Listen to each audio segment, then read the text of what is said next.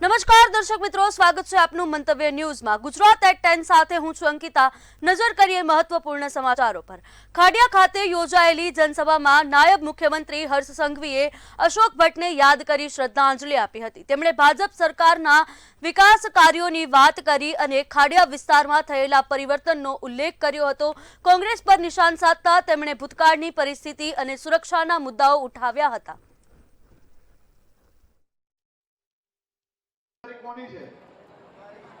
કોની છે તો બધા એક સાથે ભારત માતા કી આજે ખાડિયાની આ પવિત્ર અને ક્રાંતિકારી ધરતી પર ઉભા રહીને સૌથી પહેલા જનસંઘના પાયાના પથ્થર એવા સ્વર્ગવાસ્ય અશોકભાઈ ભટ્ટને હું વંદન કરું છું। રાજકોટના વોર્ડ નંબર 5માં ચૂંટણી પહેલા ભાજપે રજવાડી ક્ષત્રિય અને બેન્ડ સાથે અનોખો પ્રચાર શરૂ કર્યો હતો। ઉમેદવારો ઘર ઘર જઈને વિકાસ કાર્યોનો હિસાબ આપી મતદારોને આકર્ષી રહ્યા છે।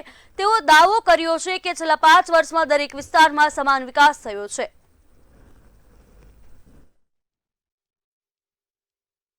સ્થાનિક સ્વરાજની ચૂંટણી લઈને ત્રણ પક્ષ છે તે અત્યારે પ્રચંડ પ્રચાર કરી રહ્યું છે। ભાજપ પણ તે પોતાનું જે પ્રચંડ પ્રચાર છે તે કરી રહ્યું છે। સીધા જ આપને દ્રશ્ય દેખાડવા માંગીશ રાજકોટ વોર્ડ 5ના દ્રશ્યો કે જ્યાં વોર્ડ નંબર 5ના જ ઉમેદવાર છે તે પ્રચંડ પ્રચાર કરી રહ્યા છે। દિલીપભાઈ લુણાગરિયા ખૂબ જ જાણીતું ચહેરો તેઓ અત્યારે પ્રચારમાં નીકળ્યા છે। દિલીપભાઈ, શું કહેશો? ઉમેદવારી તરીકે તમને પક્ષે ક્યાંક ને ક્યાંક સાથ રાખીને તમને ટિકિટ આપી છે, કયા કયા મુદ્દા એવા બાકી રહી ગયા છે કે જે હવેના સમય તમે કરશો? ગયા 5 વર્ષમાં જે થયા છે, હજી કયા વિકાસના 5 વર્ષ તમે કાઢવા માંગો છો? વોર્ડ નંબર 5માં તમે ગણો એટલે ગૌરવની વાત એક તો એ છે કે આખા ગુજરાતમાં એક ગૌરવપથ રોડ મંજૂર થયો છે।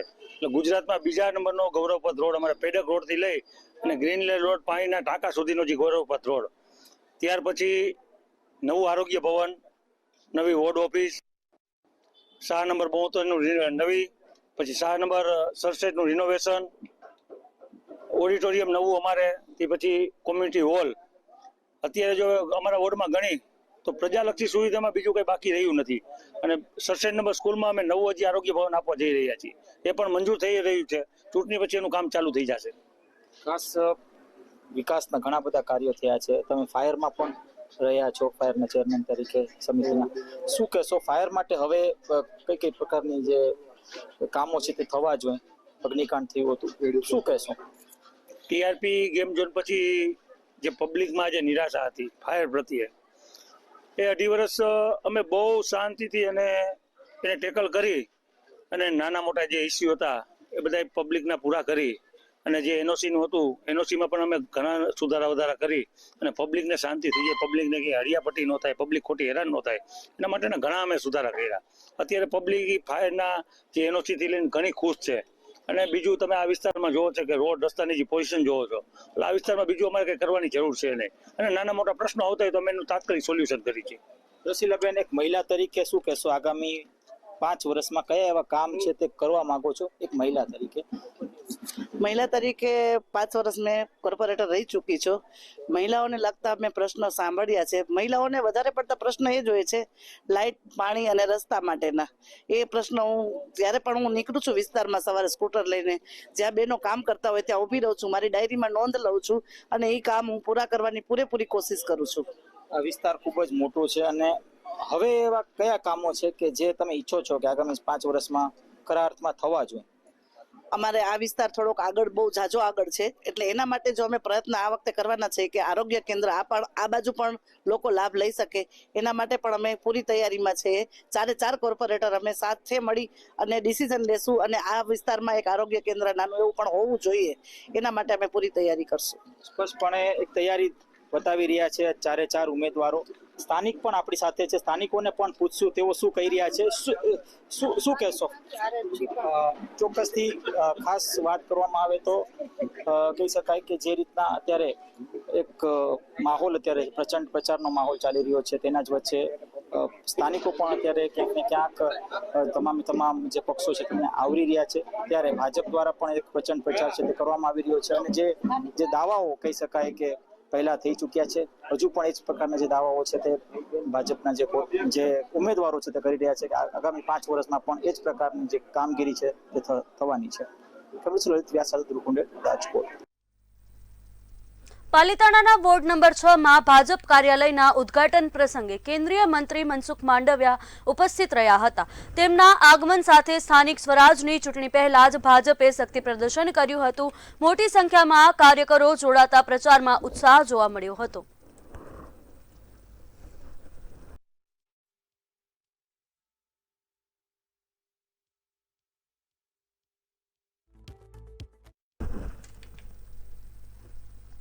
અમદાવાદના સરસપુર રખિયાલ વોર્ડમાં કોંગ્રેસે પ્રચાર શરૂ કર્યો છે. સરસપુર રખિયાલ એટલે ભગવાન જગન્નાથનું મોસાળ છે. આટલું પ્રખ્યાત સ્થળ હોવા છતાં ઘણી સમસ્યાઓનું નિરાકરણ આવતું નથી. સરસપુર રખિયાલ વોર્ડમાં પીવાના પાણી અને ગટરની સમસ્યા હજુ પણ જોવા મળી રહી છે. કોંગ્રેસના ઉમેદવારોએ આ સમસ્યાનું નિરાકરણ લાવવાના વાયદા કર્યા છે. ચૂંટણીનો જે પ્રચાર અને પ્રસાર જે અત્યારે શહેર થઈ રહ્યો છે, સાથે સાથે જે મિટિંગોનો દોર પણ થતો હોય છે, જે પ્રમાણે કોંગ્રેસના જે ઉમેદવારો છે તે અલગ અલગ જગ્યાઓ પર ચૂંટણીનો પ્રચાર અને પ્રસાર કરી રહ્યા છે, તો સાથે તેઓની મિટિંગ પણ શરૂ થતી છે. સાથે શાહીબાગના જે તમામ જે ઉમેદવાર આપણી સાથે છે, અચ્છા એ જણાવશો કે શાહીબાગ માટે તમે પ્રચાર કરી રહ્યા છો, શાહીબાગમાં સમસ્યા તમને શું લાગે છે?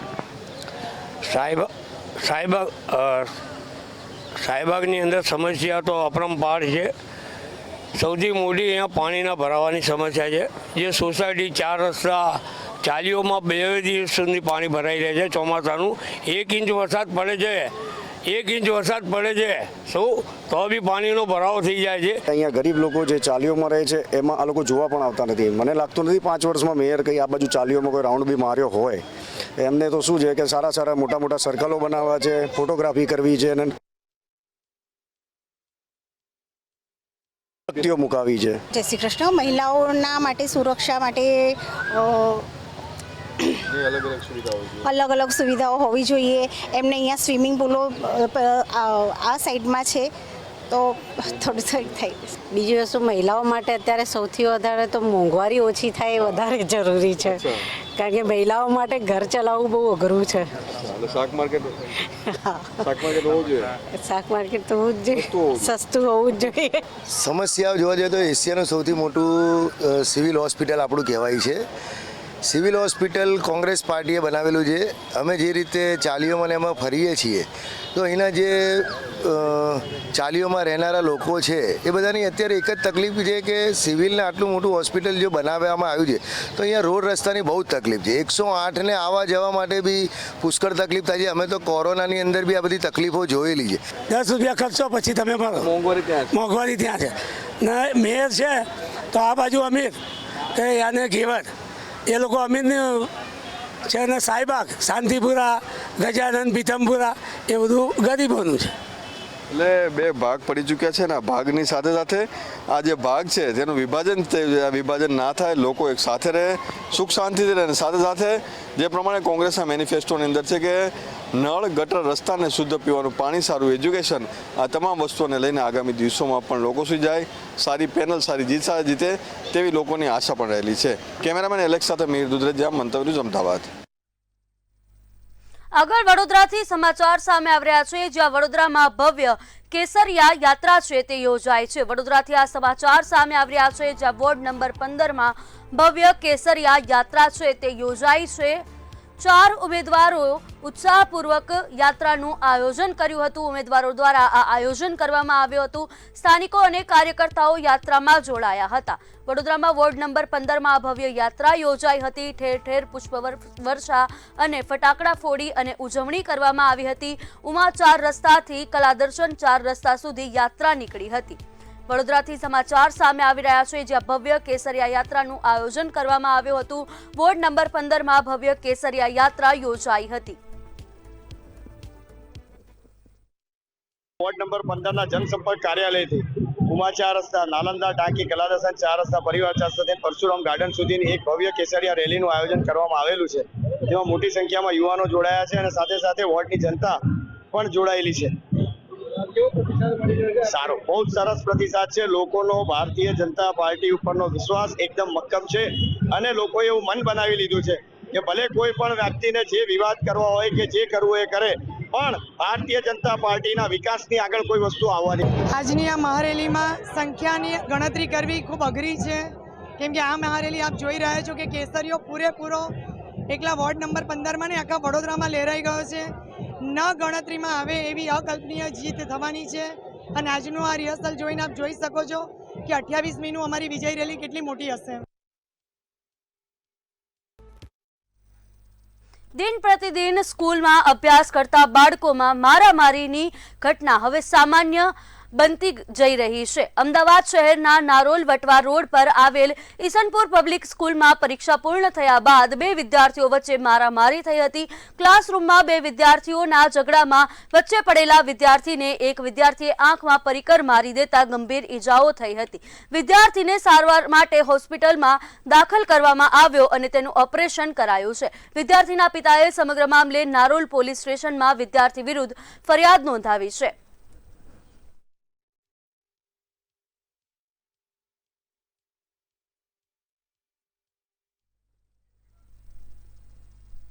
ગુજરાત એટીએસે કટ્ટરપંથી વિચારધારા ધરાવતા 2 આરોપીઓને ઝડપી પાડ્યા છે. આરોપીઓ સોશિયલ મીડિયા મારફતે દેશ વિરોધી કાવતરું રચીને હુમલો કરવાની તૈયારી કરી રહ્યા હતા. ઇરફાનની સિદ્ધપુર અને મુર્શિદ શેખની મુંબઈથી ધરપકડ કરવામાં આવી છે. તપાસ કરતા મોબાઈલમાંથી કટ્ટરપંથી સાહિત્ય પણ મળી આવ્યું હતું. બંને આરોપીઓની ધરપકડ કરી વધુ તપાસ હાથ ધરવામાં આવી છે. गुजरात एटीएस द्वारा 2 एक्सट्रीमिस्ट आइडियोलॉजी धरावता 2 लोगों को अरेस्ट किया गया था परसों, जो बेसिकली गजवाए हिंद एस्टैब्लिश करने का प्रयत्न यहाँ इंडिया में कर रहे थे. दोनों आरोपी का नाम है इरफान खान खाली खान पठान, जो सिद्धपुर पाटन से है, और दूसरा मुर्शीद जहीद अख्तर शेख, जो मूल वतन बिहार का है पर अभी मुंबई में रह रहे.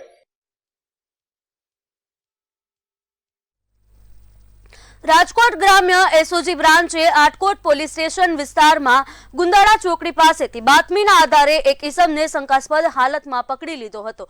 તેની પાસેના થેલામાંથી 4.24 લાખ રૂપિયાની કિંમતનો ગાંજો મળી આવ્યો હતો. એનડીપીએસ એક્ટ હેઠળ ગુનો દાખલ કરી અને આગળની કાર્યવાહી હાથ ધરવામાં આવી છે. ગુજરાતની જાણીતી લોકગાયિકા કાજલ મહેરિયાનો વિડીયો સામે આવ્યો છે. વિડીયોમાં કાજલ મહેરિયાએ અલ્પેશ નામના યુવક સાથે મરજીથી લગ્ન કર્યા હોવાનો ખુલાસો કર્યો છે અને છેલ્લા 1.5 વર્ષથી રિલેશનશીપમાં હોવાનો સ્વીકાર કર્યો છે. તેમજ કોઈના દબાણમાં આવ્યા વગર લગ્ન કર્યાની જાહેરાત પણ કરી છે. સાથે જ કોઈ ધર્મ પરિવર્તન નથી કર્યું તેવી સ્પષ્ટતા કરી છે અને પરિવારની સંમતિ ન હોવાથી જાતે નિર્ણય લીધો હોવાનું જણાવ્યું છે. તેમજ કાજલે આક્ષેપ કર્યો કે તેને અને તેના સાસરિયાઓને મારી નાખવાની ધમકીઓ મળી રહી છે. હું લોકગાયક કાજલ મહેરિયા ઘણા સમયથી ચર્ચાનો મુદ્દો જે વાત મારા પારિવારિક હતી, ઘરની વાત હતી, એટલે ઘરમાં જ રહે એવી ભાવનાથી તમારી સમક્ષ ક્યારે રજૂઆત નથી કરી, પરંતુ આજે હદનો છેડો પાર થઈ ગયો હોય એવું મને લાગે છે. આજે વિડીયોના માધ્યમથી જણાવું છું કે ગત તારીખ 10/10/2025ના રોજ મેં મારી મરજીથી અને પૂરી સ્વભાન અવસ્થામાં ભારતીય સંવિધાનના નિયમો અનુસાર ભારતના સ્વતંત્ર નાગરિકતાના નિયમ મુજબ પુખ્ત વયે મેં મારી મરજીથી અલ્પેશ જોડે લગ્ન કર્યા છે. ના કોઈ દાગધમકી કે ના કોઈ દબાણથી કર્યા છે.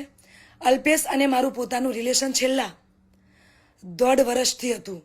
આ વાતની જાણ મારા પરિવારને મેં કરેલી. હું લોકગાયક કાજલ મહેરિયા ઘણા સમયથી.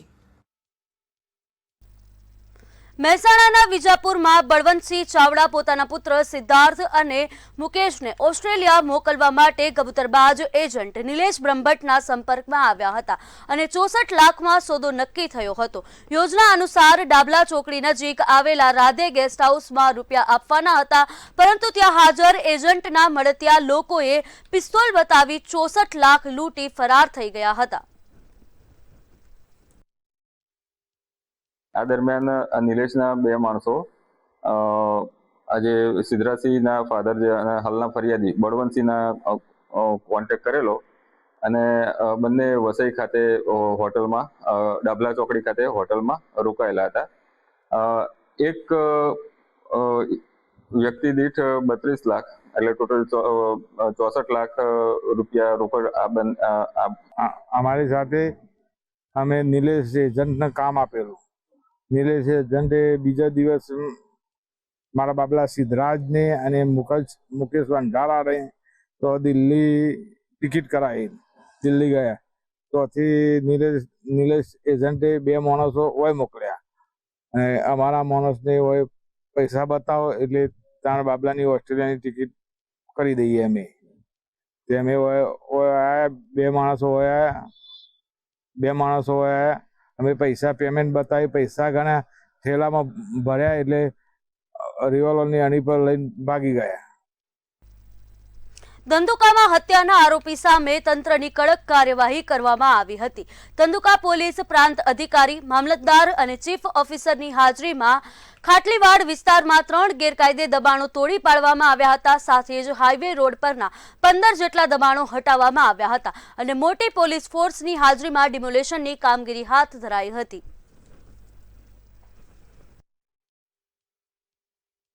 આજુ છે જો ઇલીગલ બાંધકામ હતા આ હટાવવાની કાર્યવાહી અત્યારે ચાલુમાં છે. અત્યારે આ જગ્યા જો છે ખાટકીવાસ છે. ખાટકીવાસમાં અત્યારે 4 બિલ્ડિંગના ડેમોલિશન જો છે આમાંથી ઓલરેડી કુછેક થઈ ગયા છે અને કુછેક અત્યારે ચાલુ છે. અને આ સિવાય જો છે ધંધુકા બગોદરા રોડ ઉપર કુછેક ઇલીગલ ઇન્ક્રોચમેન્ટ છે દુકાનોના. અને જો આરોપી છે આ ધર્મેશ અમારા હત્યાકાંડના એમના ઘરના આજુબાજુમાં કુછેક ઇલીગલ ઇન્ક્રોચમેન્ટ છે. આ બધું ઇન્ક્રોચમેન્ટ જો છે ઓલરેડી એમના કાગજી કાર્યવાહી પૂર્ણ થઈ ગયા છે અને સિટી સર્વે અને નગરપાલિકા જો છે બંને આ કાર્યવાહી પૂર્ણ કરી લીધા છે. આ પછી આ દબાણ જો છે હટાવવામાં અત્યારે આવી રહ્યા છે. ડિસ્ટ્રિક્ટ એડમિનિસ્ટ્રેશન દ્વારા ડિમોલિશનની કામગીરીમાં હાથ ધરવામાં આવ્યું છે. આજે જે ડિમોલિશન થવાનું છે એમાં અગાઉ ડિસ્ટ્રિક્ટ એડમિનિસ્ટ્રેશન દ્વારા નોટિસીસ પાઠવવામાં આવી છે અને પ્રોસેસ પૂર્ણ કરીને નેસેસરી પોલીસ બંદોબસ્તની માંગણી કરી છે. આજે અત્યારે અમે કુલ 400 લોકોનો પોલીસ બંદોબસ્ત રાખ્યો છે જે 2 લેયર્સમાં છે. એક લેયર છે જે પેરિફેરલ બંદોબસ્ત રાખવામાં આવ્યો છે, ત્યાં પેટ્રોલિંગ રાખી છે અને ડ્રોન સર્વેલન્સ સાથે સાથે રાખ્યો છે. અને બીજો ડિમોલિશન સ્પેસિફિક અમે બંદોબસ્ત રાખ્યો છે જે વિસ્તારમાં સ્પેસિફિક પોલીસ ઇન્સ્પેક્ટર શ્રીના અધ્યક્ષસ્થાને બંદોબસ્ત રાખ્યા છે. ટોટલ અહીંયા 3 ડીવાયએસપી સજ્જ છે બંદોબસ્તમાં, 11 પોલીસ ઇન્સ્પેક્ટર સજ્જ છે અને 400 લોકો અત્યારે અહીંયા છે બંદોબસ્તમાં. બાવળા તાલુકાના રૂપાલા ગામમાં કંપની દ્વારા દાદાગીરી કરાતી હોવાના આરોપ સામે આવ્યા છે. મહિલા ખેડૂત શરીફાબેન અબ્દુલભાઈ વોરાએ આક્ષેપ કર્યો છે કે ખાનગી કંપનીએ તેમની ખેતીની જમીન પર પરવાનગી વિના જ ગેરકાયદેસર રસ્તો બનાવી દબાણ કર્યું છે, જેના કારણે ખેતીમાં મુશ્કેલી ઊભી થઈ રહી છે. ફરિયાદ બાદ મામલતદાર અને બાવળા પોલીસ સ્ટેશનની કાર્યવાહીથી તાત્કાલિક ડેલો દૂર કરવામાં આવ્યો હતો. અહીંયા ભરવાડવાસની પાછળ અમારી જગ્યા આવેલી છે, 689 સર્વે નંબર છે. એ જગ્યા ઉપર હાલની અંદર અમે મામલતદાર સાહેબને અરજી કરેલી છે, પોલીસ સ્ટેશનની અંદર અરજી કરેલી છે. અમને અમારા ઉપર ગાળામાં ગાળીને એવું કર્યું હતું. અત્યારે આ જગ્યા ઉપર અમે જોવા આવ્યા હતા કાલે, તો આ જગ્યા ઉપર પાકા રોડનું કામકાજ ચાલુ, આ લોકોએ અમને પૂછ્યા, કોઈ જાણ કર્યા વગર કામકાજ ચાલુ કરેલું છે. FICCIના 100 વર્ષ પૂર્ણ થવા નિમિત્તે અમદાવાદ શતાબ્દી સમારોહ અને નેશનલ એક્ઝિક્યુટિવ કમિટીની બેઠક યોજાઈ હતી. કાર્યક્રમમાં મુખ્ય મહેમાન તરીકે ભૂપેન્દ્ર પટેલ અને હર્ષ સંઘવી ઉપસ્થિત રહ્યા હતા. સાથે જ FICCI પ્રમુખ અનંત ગોયંકા, વાઇસ પ્રેસિડેન્ટ વિજય શંકર અને ગુજરાત સ્ટેટ કાઉન્સિલના ચેરમેન ગોકુલ જયકૃષ્ણા સહિત ઉદ્યોગ જગતના અગ્રણીઓ હાજર રહ્યા હતા.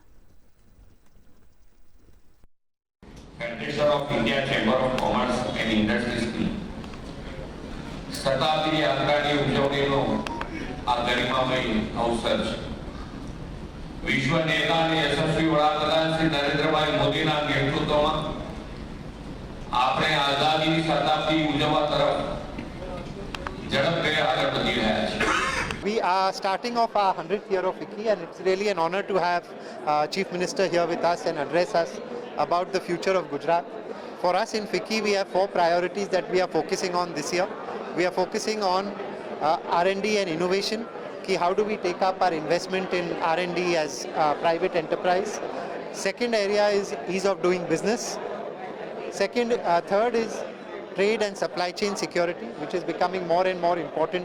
આપ લોકો જાણો છો 100 વર્ષ આજે આપણા સેલિબ્રેટ કરવાનો દિવસ આવ્યો છે, જે મહાત્મા ગાંધીના ટાઈમમાં ફિક્કીની યોજના થયેલી અને બિરલા સાહેબે યોજના કરેલી, એ ટ્રેડિશન હવે આનંદ ગોયનકા આગળ લઈ જાય છે અને ફિક્કીને એકદમ સ્ટ્રોંગ ઇન્ડસ્ટ્રી અને ગવર્મેન્ટ વચ્ચેનો બ્રિજ બનાવી અને આગળ કેવી રીતના ઇન્ડિયાનો વિકાસ વધારે સ્ટ્રોંગ રીતના કરી શકે એના માટે ફૂલ મહેનત કરીએ છીએ. રાજકોટ જિલ્લાના ધોરાજીમાં વ્યાજખોરીનો મામલો સામે આવ્યો હતો, જેમાં પોલીસે કાર્યવાહી કરી આરોપીની ધરપકડ કરી હતી. અરવિંદ ચાવડાએ ફરિયાદ નોંધાવી હતી કે આર્થિક તંગી દરમિયાન તેમણે જામકંડોરણાના હરપાલસિંહ ચુડાસમા પાસેથી 5 લાખ રૂપિયા વ્યાજે લીધા હતા.